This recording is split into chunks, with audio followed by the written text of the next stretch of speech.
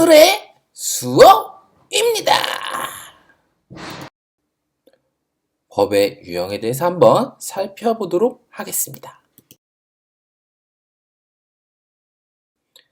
그림은 법의 유형을 나타낸 것인데요. 법은 크게 공법, 사법, 사회법으로 나뉘고요. 헌법부터 해서 형사소송법까지가 공법, 민법과 상법을 사법, 노동법, 경제법, 그리고 사회보장법을 사회법이라고 합니다. 오늘 이 시간에는 이런 법들을 정확하게 자세하게 알진 않고요. 간략하게 어떤 식으로 구분하는 건지만 한번 배워보도록 하겠습니다. 그럼 먼저 공법 중에 하나인 헌법에 대해서 한번 알아보도록 하겠습니다. 일단 영상 보시죠. Hello, I'm Yuna Kim, Goodwill Ambassador for the Constitutional Court. 뭔 소린지 잘 아시죠? Constitutional Court 해석을 해보면 as the guardian of the Constitution 장계에 and fundamental 잘생긴 rights 사회선생님이 of 있다는 내용이네요. And this September, 죄송하고요. it was the third Congress 헌법이란 of the World Conference on Constitutional 국가의 Justice 가장 and 기본적인 원칙이 담겨있는 법을 The 의미합니다. topic of constitutional justice 우리나라의 법 중에서 and 또한 interpretation. 가장 This 높은 Congress 성문법입니다. brings together the top leaders of 우리나라 constitutional 대한민국 justice, 헌법 such as 제1조는 the presidents 무엇일까요? of 대한민국 주권은 국민에 있고 모든 권력은 국민으로부터 나온다. 국가란 국민입니다. 이번에는 공법 중에 하나인 행정법에 대해서 한번 알아보겠습니다. 영상 보시죠. 행정법이란 행정의 조직, 작용 이런 것에 관련된 법을 의미합니다. 행정법은 공무원들이 주로 하는 일이 행정이잖아요. 그렇기 때문에 공무원 시험을 볼 때 보고요. 행정이란 나라를 다스리는 일과 관련이 있는 것들을 의미합니다. 이번에는 공법의 하나인 형법에 대해서 알아보겠습니다. 영상 보시죠. 형법은 범죄나 형벌의 종류를 규정한 법입니다. 살인죄, 우무씨, 먹고 살기가 힘들어서 운양우선을 타게 됐습니다. 그런데 배에서 미녀가 있는 걸 발견하게 되었습니다. 그래서 흑심을 품게 되었습니다. 그래서 부끄러운 행위를 하고 살인을 저질렀습니다. 이 살인마. 얼마 있다가 경찰한테 잡혀가지고 법의 판결을 받게 되었습니다. 자네는 형법 250조 1항의 그 무기징역일세. 형법 알아보았고요. 이번에는 민사소송법에 대해서 한번 알아보죠. 영상 보시죠.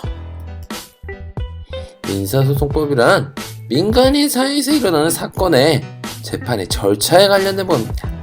우리나라는 크게 3심 제도를 채택하고 있습니다. 크게 민법을 재판하는 시 이 절차에 관련된 법, 이를 민사소송법이라고 합니다. 공법의 마지막 형사소송법을 보겠습니다. 영상 보시죠. 형법 재판의 절차를 규정한 법인데요. 체포할 때는 영장을 청구해야 된다, 변호사를 선임해야 된다, 이런 것들과 관련된 법을 의미합니다. 공법은 모두 배웠고요. 이번에는 사법에 대해서 한번 알아보도록 하겠습니다. 사법 중에 하나인 가장 많은 법, 민법에 대해서 한번 알아보도록 하겠습니다. 민법은 백성민의 법, 즉 개인과 개인 사이에서의 재산관계나 가족관계와 관련된 걸 의미합니다. 어떤 집안의 가족관계도인데요.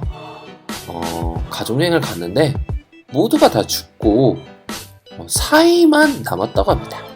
그래서 결국 가족 중에는 할아버지의 동생과 집안의 딸의 남편이었던 사이만 남게 되었는데요. 이 경우 재산은 누구에게 갈까요? 이런 것들과 관련된 거죠. 이번엔 만화니까 한번 눈으로 보시죠.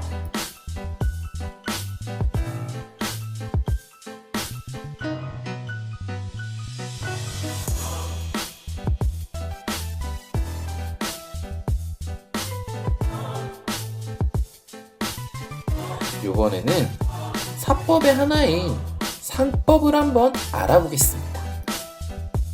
상법은 물건을 사고 팔고 하는 행위와 관련된 법을 의미합니다.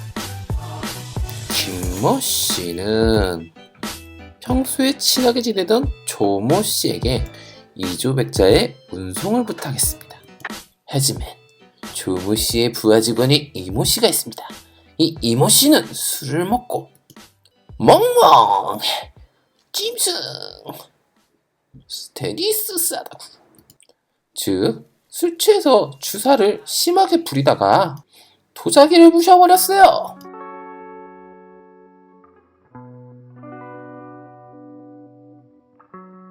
과연 누구의 잘못일까요?